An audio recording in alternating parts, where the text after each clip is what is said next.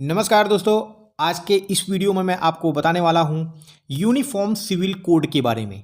Friends, Bharat के उत्तराखंड राज्य के द्वारा यूनिफॉर्म सिविल कोड लागू कर दिया गया है और उत्तराखंड भारत का पहला राज्य है जहां पर यूसीसी को लागू किया गया है। तो फ्रेंड्स, आज के इस वीडियो में मैं आपको यूनिफॉर्म सिविल कोड या फिर समान नागरिक संहिता इसके बारे में महत्वपूर्ण जानकारी देने वाला हूं। इसके क्या संवैधानिक प्रावधान हैं, महत्वपूर्ण जानकारी। दोस्तों, इसके क्या संवैधानिक प्रावधान है। हमारा प्यारा भारत का जो संविधान है वह 26 नवंबर 1949 को अपनाया गया था। हमारे संविधान में दोस्तों, संविधान के भाग 4 में राज्य के नीति निर्देशक सिद्धांतों का उल्लेख किया गया है। राज्य के नीति निर्देशक सिद्धांतों का मतलब यह है कि भारत में जब भी नियम कानून बनाए जाएंगे तो इन नीति निर्देशक सिद्धांतों का पालन किया जाएगा। और संविधान के अनुच्छेद 44 में राज्य भारत के पूरे क्षेत्र में नागरिकों के लिए एक समान नागरिक संहिता को सुरक्षित करने का प्रयास करेगा, यह इसका उल्लेख किया गया है। दोस्तों, भाग 4 में राज्य के नीति निर्देशक तत्वों के अंदर इसका उल्लेख किया गया है, समान नागरिक संहिता अनुच्छेद 44। दोस्तों, समान नागरिक संहिता क्या है? समान नागरिक संहिता वह संहिता होती है जो पूरे देश के लिए एक समान कानून और सभी धार्मिक समुदायों के लिए विवाह, तलाक, विरासत या गोद लेने जैसी सभी प्रथाओं को संबंधित कानूनों में भी एक रूपता प्रदान करने का प्रावधान करती है। इसी को समान नागरिक संहिता कहा जाता है। और फ्रेंड्स, यूनिफॉर्म सिविल कोड किस राज्य में लागू हुआ है? पहले ही मैंने बताया, भारत का पहला राज्य है उत्तराखंड, जहां पर यूनिफॉर्म सिविल कोड यानी यूसीसी या फिर समान नागरिक संहिता लागू की गई है। यानी कि उस राज्य में, उत्तराखंड में दोस्तों, प्रत्येक व्यक्ति के लिए जो आम कानून बनेंगे वह समान होंगे। यूसीसी, यही यूसीसी का अर्थ है। यूनिफॉर्म सिविल कोड लागू करने वाला भारत का पहला राज्य है उत्तराखंड। समान नागरिक संहिता के दायरे में कौन आता है? यूनिफॉर्म सिविल कोड यानी यूसीसी लागू करने वाला उत्तराखंड भारत का पहला राज्य बना। उत्तराखंड राज्य के सभी निवासियों पर यह लागू होगा। जो भी निवासी हैं उत्तराखंड राज्य के, उन पर यह कानून, उन पर यह समान नागरिक संहिता लागू होगा।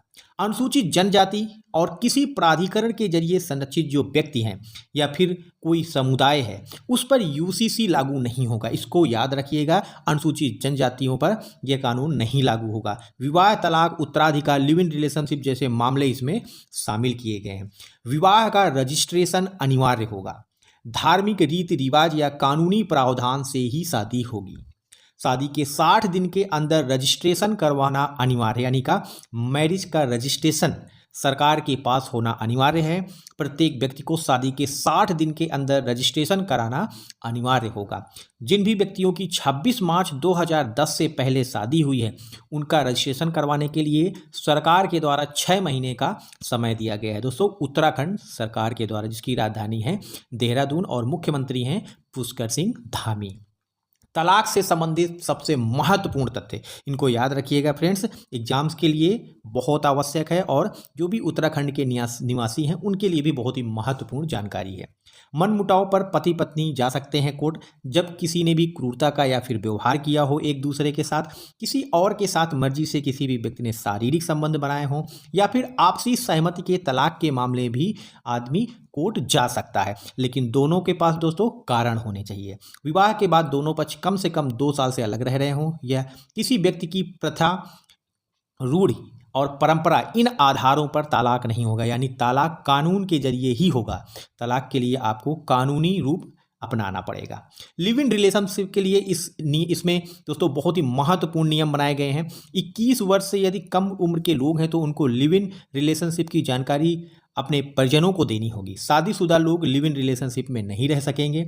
लिव इन रिलेशनशिप जिला रजिस्ट्रार को बताना आवश्यक होगा। लिव इन रिलेशनशिप में पैदा हुए बच्चे कानून रूप में वैध होंगे। लिव इन रिलेशनशिप की जानकारी नहीं देने पर 3 माह तक की सजा या 10,000 रुपये का जुर्माना।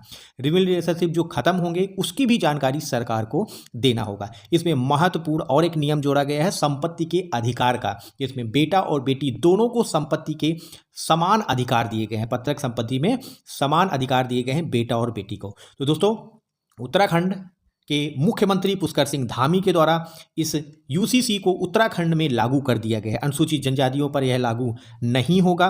और दोस्तों, इसका उल्लेख भारत के संविधान के अनुच्छेद 44 में किया गया है। भारत का संविधान, जिसको 26 नवंबर 1949